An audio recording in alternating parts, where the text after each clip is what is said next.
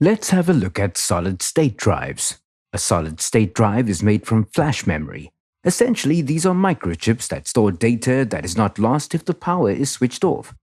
Since it's flash memory, it has no moving parts. This makes them a bit more resilient to force from them being dropped than a hard disk would be. However, I would not drop them or apply force to them. They can still be broken.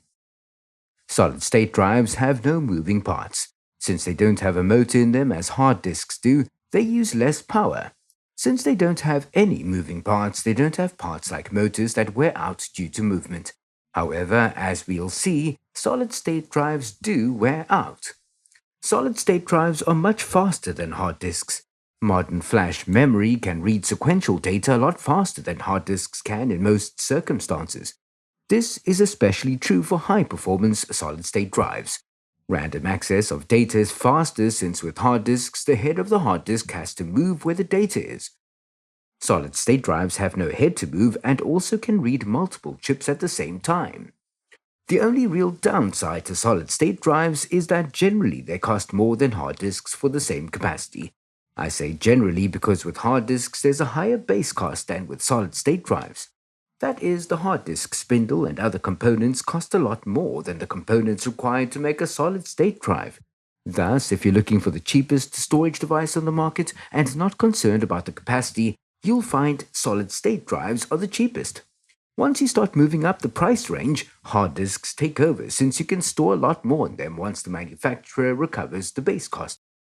Since hard disks have moving parts, they are subject to components wearing out and failing. Solid-state drives don't have this problem since they have no moving parts. However, they still wear out. In the case of solid-state drives, writing to the flash cells causes wear to those cells. Essentially, the cells are rated to be written to a number of times before the cell will fail. It's like writing on a piece of paper with a pencil. If you later change what you wrote, you would use an eraser to remove the pencil marks from the paper.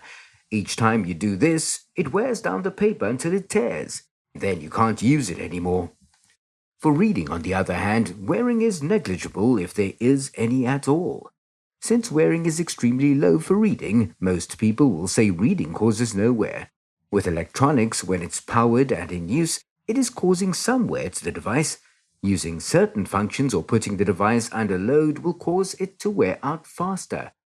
In the case of solid-state drives, the main point to take away is the biggest wearing factor of a solid-state drive is how much you write to it. Each cell can only be written to a limited number of times before it fails. Let's have a look at how solid-state drives take this into account to make them last longer. Solid-state drives use wear leveling to prolong the life of the flash memory. Think of it like a tire on your car. If the tire gets badly damaged in one place, you need to replace the whole tire. Once a flash cell reaches its write limit, the drive will start using a small amount of reserve blocks.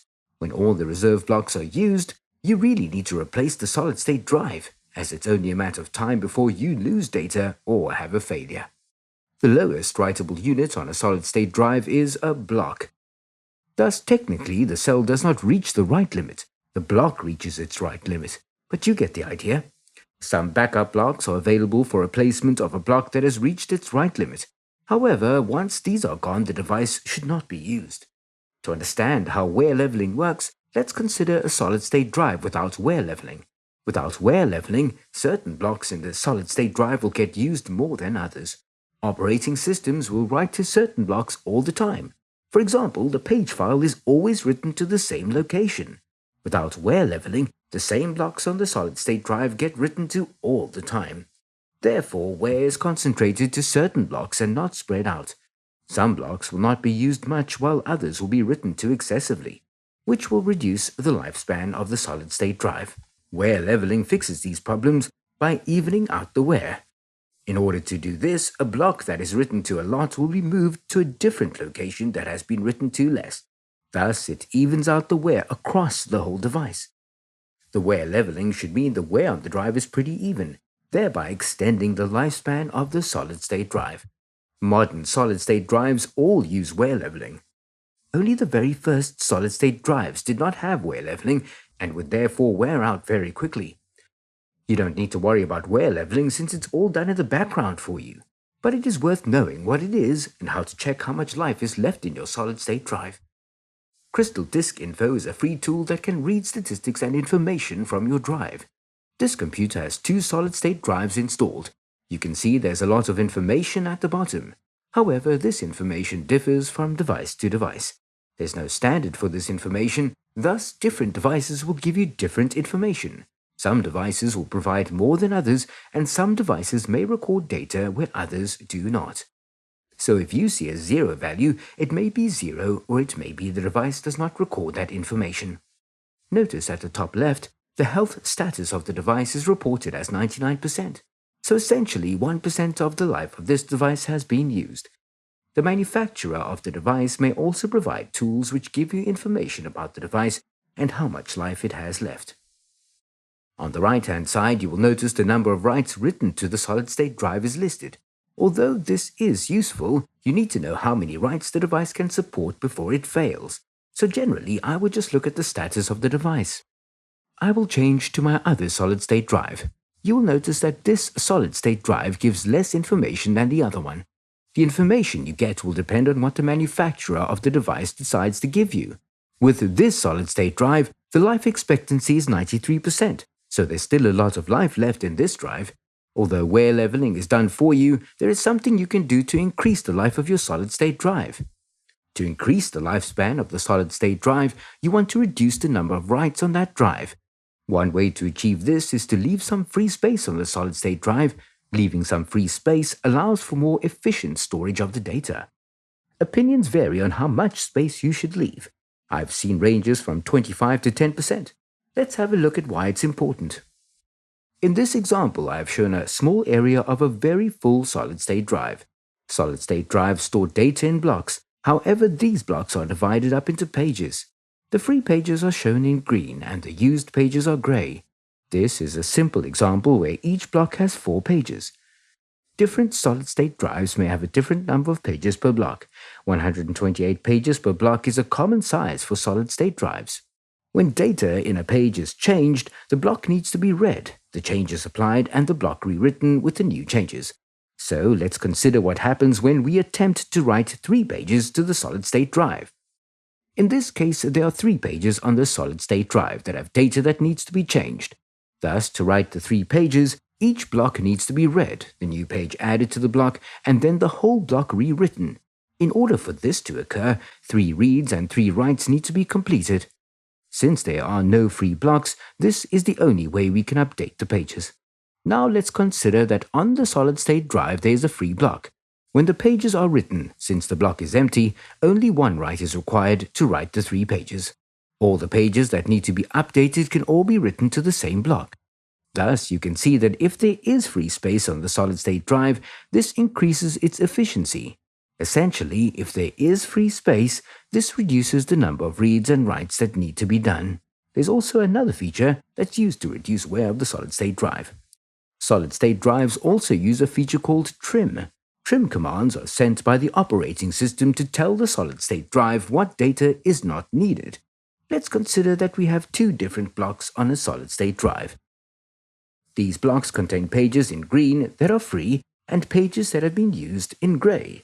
There are 11 used pages between the 2 blocks, thus the data can't be placed in a single block. When trim is run, the operating system informs the solid-state drive what pages are no longer required. When the operating system deletes a file, it marks the file as deleted. However, the solid-state drive does not know the data is no longer required. Thus, trim informs it that this data is no longer required. Solid-state drives will perform housekeeping in the background. In this case, the solid-state drive, because trim has been run, knows what pages are no longer required. Therefore, the housekeeping function can combine the 2 blocks into one. Performing this kind of reorganization makes future storing of data more efficient. Even if the housekeeping is not run, knowing which pages are no longer required makes other functions more efficient. That is, data that's no longer required does not need to be read from or rewritten to the device. Modern operating systems support trim. Running trim reduces writes and thus increases the lifespan of solid-state drives. In older operating systems, trim can be run manually using the manufacturer's tools. However, don't run it too often. Running trim makes changes to the solid-state drive, and thus writes are performed. Operating systems like Windows run trim only once a week. If you run trim too often, you end up wearing out the solid-state drive faster than if you did not run it at all.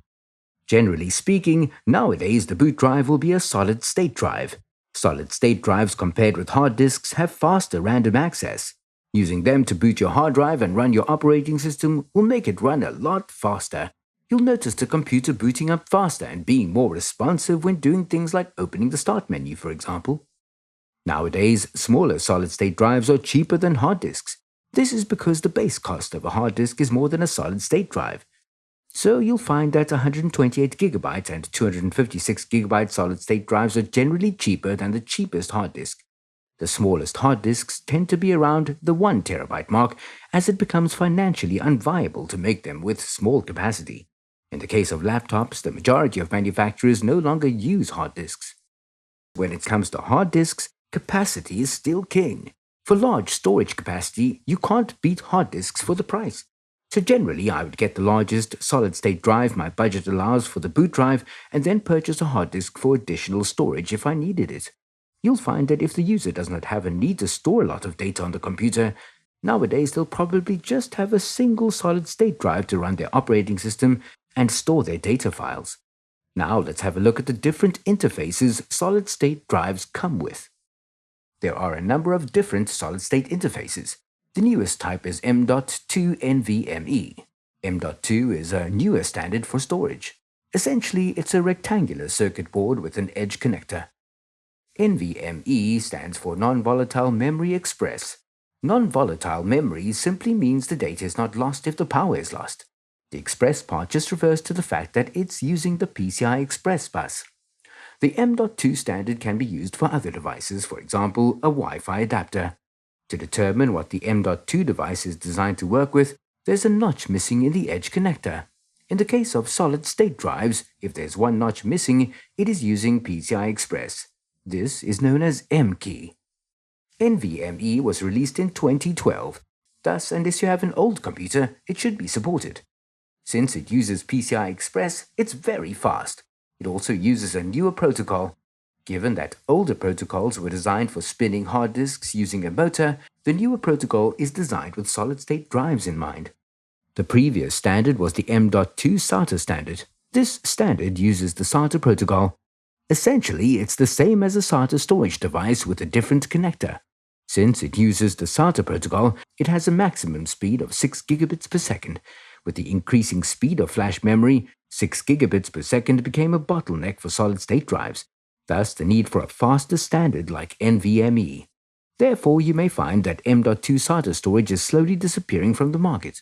Most of the M.2 solid-state drives currently on the market are NVMe. M.2 SATA has two notches. The right one is the SATA notch identifying the storage as SATA. The other notch is missing so that it can also be used in a PCI Express connector. This is known as B plus M key. The right notch is the P key and the left notch is M key. I have an adapter that has two connectors, one for SATA and one for PCI Express. I also have two M.2 SSDs.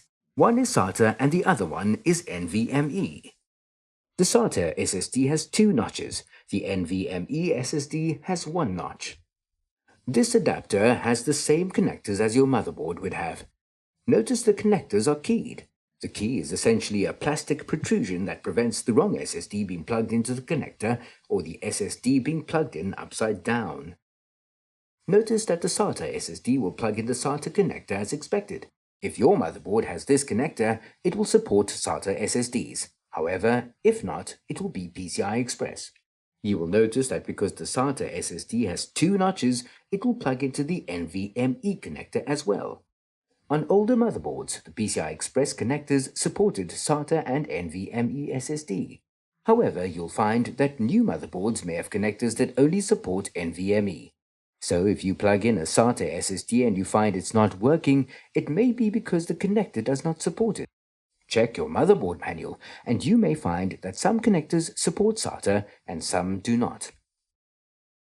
I will now plug in the NVMe SSD. Notice that this plugs into the NVMe connector, which is to be expected. Notice that I won't be able to plug it into the SATA connector. The keying is different and thus it won't go into the connector.